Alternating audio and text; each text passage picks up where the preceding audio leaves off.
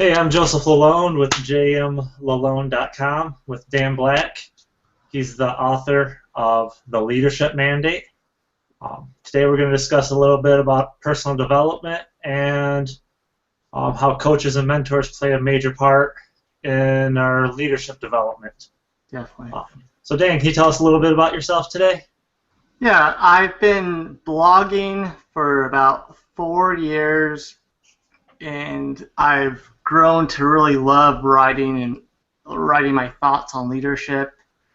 And I have been actually for about 6 to 7 years working with youth on many different levels. I was a youth leader for 5 years. I was working with youth who were in drug and alcohol rehab for several years, and I'm currently a behavior specialist working with foster kids. So a lot of hands-on experience working with adolescents, as that's kind of your background too, Joe. Yeah, worked with the youth kids and trying to help them become better leaders themselves. Awesome. So it sounds like you've actually got a lot of experience helping young people develop into leaders and even leading older people, correct? Correct, definitely. A lot of hands-on experience, a lot of personal growth in terms of that's really what got me started with along my journey is the personal growth. Listening to a John Maxwell CD over 10 years ago, it really sparked his desire to grow and to develop myself as a leader. So from the first time listening to a John Maxwell CD, I picked up every book I could on the topic of leadership. I listened to every CD I could. I got around other leaders. I was really intentional about growing myself. Fantastic. It seems like that's how a lot of people are starting out on their leadership journey. Definitely. For me, it kind of started out by picking up a Joyce Meyer's leadership book. Can't remember the name right offhand, but that really sparked my desire to grow my leadership ability.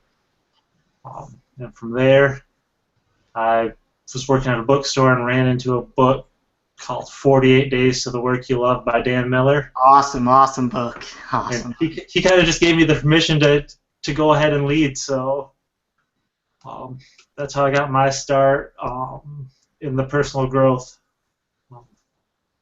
Very cool. For Dan, for me, Dan's kind of been one of my mentors, kind of a virtual mentor. As I've never met him personally, but through his books, audio recordings, and blog posts, he's just kind of been there, kind of guided me along. And I've shared a couple of emails between the two of us, and he's kind of been my right-hand man in helping me along some little steps. And that's what's so cool about Dan Miller is that he gives away so much free content. And exactly. He just loves to help people out. Yeah. He's a great example to follow. So other than John Maxwell, who's been one of your big mentors or coaches? Well, personally, no one would know his name. It was a youth pastor who really took me under his wings and really saw the potential I had and pulled it out and really came alongside me to help me grow my leadership gift, and also there's some life issues that I was going through. He really helped me and supported me during some of the hardest times I've had to go through. And this person I've had a connection with for probably close to 10 to 12 years now. We still talk over the phone every once in a while. I go to him for sound wisdom and advice. And but for about 5 to 6 years, when I was a youth leader at my church, he really allowed me to, and kind of sometimes pushed me into experiences that would allow me to grow. He really challenged me to start speaking in public on the Wednesday night and to do more kind of spotlight stuff in terms of getting up there and doing the announcements and doing the different stuff that really stretched me and that was really in my heart to do. And he really gave me the confidence and the kind of the permission to go up there and be myself and to speak. It's awesome, Dan. I think that's one of the great things about coaches and mentors is that they kind of push us out of our comfort zones. Definitely. Because they know our desire and they know where we need to be and should be, and we just need that little extra push out of the nest, Definitely. And for me, I'm kind of in the same boat as you. I've done a lot of work in the youth group. We actually just lost our long-term youth pastor. He'd been with us for 25, 30 years as a youth pastor. So kind of like you, he's been a big mentor coach in my life. Just kind of encouraging me along, telling me I can do it.